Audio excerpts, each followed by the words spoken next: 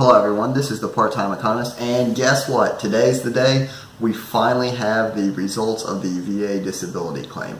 Now, before I get into this, I want to say that everyone's claim is a little bit different, so whatever I say is kind of a guideline what I experienced personally. So that being said, let me tell you a little bit of what to expect when you get your VA disability claim.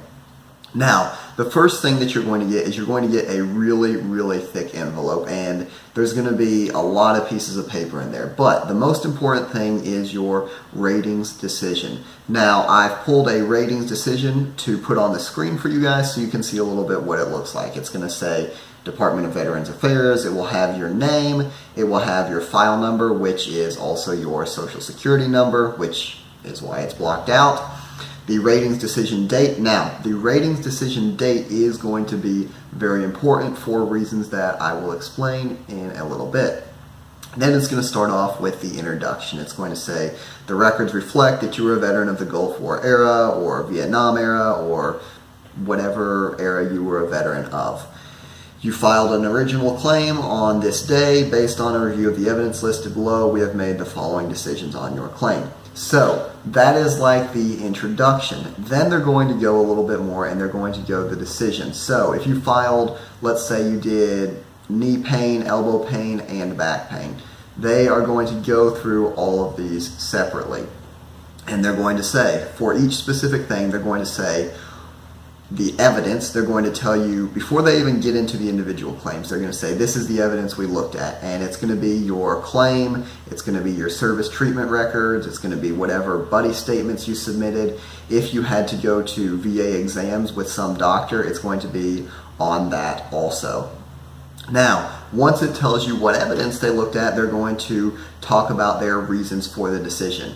Now, this is not the evidence that you submitted to them, this is the medical behind it, right? So they're going to say a service connection for knee pain has been established. So first they're letting you know they've found something that was connected to service, right? Then after they find this service connection, because remember, service connection is half the battle. The other half of the battle is convincing them that yes, this is severe enough that it's impacting me in some way. So you've shown your service connection. Now they're going to evaluate you on a percentage, right? And for everything it's different. You know, you might be able to get 10% for your knee if it's a little bit messed up, or more if it's even worse. So an evaluation of 10% is granted based on painful motion, limitation of flexion. Now, also in the disability letter, they're going to tell you why you didn't qualify for a higher rating. So they would say a higher rating of 30% is not granted unless this, and this can be demonstrated, right? So it's going to do that for every single claim that you filed. So let's say that I filed for concussions, elbow pain, back pain, and knee pain. They might find no disability for the concussions, but they might find 10% for the knees and 20% for the back, right? And they're going to go step by step through every single claim, telling you what evidence they found, what medical background they found for your claim, and then whether you have service connection and if you have a compensation rating. Now, they're going to do that for every single claim that you make. And then at the end of the letter, they're going to give you your combined total. If you have disabilities that they can compensate you for, so if you're 10% or more, they're going to tell you you will be getting this much per month. They'll also tell you if you have additional disabilities, it might say, you know, you have these privileges, you can go to the commissary, you can, you know, do these certain things, additional benefits that you are entitled to. Now, as we move on, the important thing with your disability letter is that this is not final. So if you do not agree with the decision, if you feel that appropriate information was not covered, you can appeal the decision. And I've highlighted in yellow that it's very important that you have 1 year from the decision date. Now, I say again, this is the decision date. This is not the day that you get your letter. It is 1 year from the date on the paper. So 1 year from when they decide and once they send it to you, not when you get the letter. So if you don't appeal the decision, essentially it becomes fixed. You can change it if you show that they were clearly wrong, or if you send them new evidence, right? Your condition changes or something like that. So if you have any doubts, if you don't believe that your claim was adequately evaluated or they missed something, make sure that you filed a notice of disagreement and go through the channels. I'm not an expert on that. There's a lot of other YouTubers out there that can help you with that, but I'm just saying, if you don't agree, make sure that you get on it. You don't want to let this stuff wait, because then it's a lot harder to have your voice heard and get them to reevaluate their decision. Now, once you get your letter, there's a few things you might have to get reevaluated and stuff like that. But what I want to talk about is the wait to actually getting your VA disability letter. So I started my process through the BDD, which is Benefits Delivery at Discharge. Now, I didn't have enough time in the service to actually get my decision as soon as I left the service. So I did have to wait a little bit, but for me the process was really, really quick.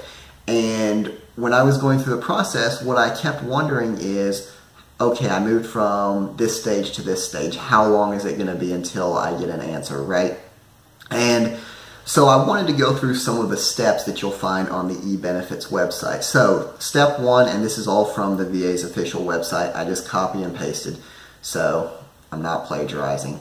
Step one, the claim received. Your claim has been received by the VA. Pretty self-explanatory. Under review, gathering of evidence. Now, gathering of evidence is kind of the stage that you're going to be stuck at for a while. Whenever you're going to all the appointments that they tell you, so if you had to go to a concussion doctor or a knee doctor or whatever kind of doctor, as long as you have pending exams, you are going to be in the gathering of evidence, right? So while you're waiting for the exam, you'll be gathering of evidence. Once you get to the exam, but they don't report the results yet, you will still be gathering of evidence. Now, at least for me, once I finished my last exam, I went from gathering of evidence to review of evidence in about a week. So a week after my last piece of evidence was submitted, I went to review of the evidence. Now, review of the evidence, they receive everything. They're trying to make their decision, right? And I actually wasn't in this stage very long at all. I actually got to preparation of decision about 2 weeks later, I think.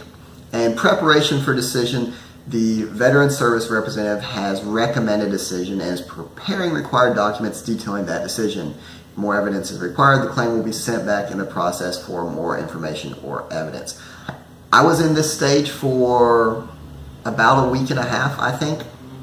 So once you get that, you get pending decision approval. And again, here, this was just a week. This is where the supervisor looks at the decision and either approves the rater's decision or tells them to go back and change some stuff like that. So after that, once the decision was finally approved, I got my actual decision letter in about a week. So all in all, once I finished my final exam, it was about a month and a half until, no, it was less than a month. Once I finished my final exam, it was less than a month until I got my decision letter. So, the takeaways from this video.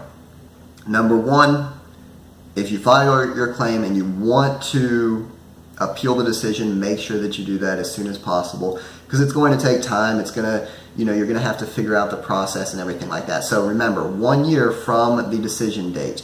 And then the second thing, at least for me, in my experience, once you complete your final exam, you should be looking at around a month to actually have the letter in your hand.